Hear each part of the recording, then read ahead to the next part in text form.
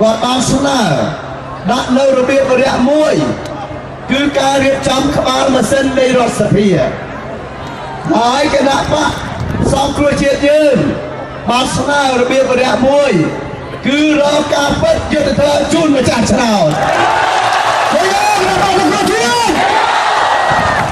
ដូច្នេះពីបកនេះគឺមានរបៀបរយៈផ្សេងគ្នាដូច្នេះព្រឹកមិញនេះចំណុចអវិជ្ជមានគឺយើងអត់ទាន់បានឯកភាពគ្នាលើរបៀបរយៈរួមគ្នាណាមួយនៅឡើយទេក៏ប៉ុន្តែផ្ទុយទៅវិញយើងក៏បានមកដល់នូវកិច្ចព្រមព្រៀងមួយដែលជាវិជ្ជមានហើយដែលជាសេចក្តីប្រាថ្នាចង់បានរបស់ប្រជាពលរដ្ឋខ្មែរជាពិសេសរបស់អ្នកចង់បានយុត្តិធម៌អ្នកចង់បានសិទ្ធិសេរីភាពអ្នកចង់បានសន្តិភាពចំណុចសំខាន់ដែលយើងឈានដល់ឯកភាពនោះគឺដោយសារភាគីខាងគណៈបកសង្គ្រោះជាតិយើងមានលោកប្រធានសំរងស៊ីនិងខ្ញុំ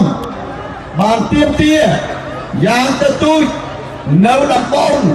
នៃកិច្ចប្រជុំនោះថាយើងត្រូវតែផ្ដល់សិទ្ធិសេរីភាពឲ្យប្រជាពលរដ្ឋខ្មែរធ្វើមហាបាតកម្មដោយអហិង្សាគ្មានការបង្ក្រាបតទៅទៀត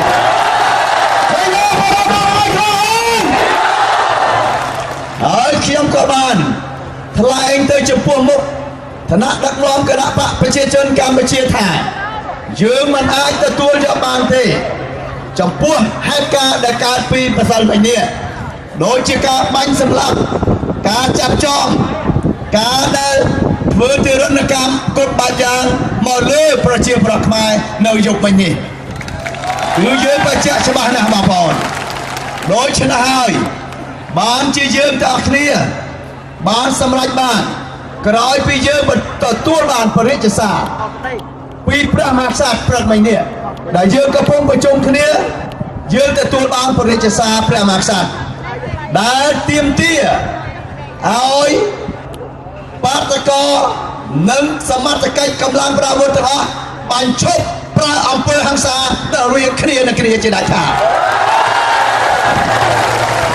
សារនោះក៏បានបញ្ជាក់ថាយើងទាំងភាគីបាតកោទាំងភាគី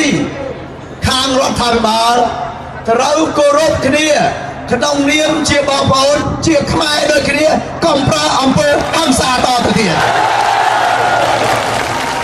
នេះហើយជាជោគជ័យសំខាន់ដែលយើងដណ្ដើមយកបានព្រឹកមិញនេះណាបងប្អូនណាដូច្នេះមានន័យថាថ្ងៃនេះយើងធ្វើបាតកម្មថ្ងៃស្អែកយើងធ្វើបាតកម្មដោយអហិង្សាតទៅទៀតបងប្អូន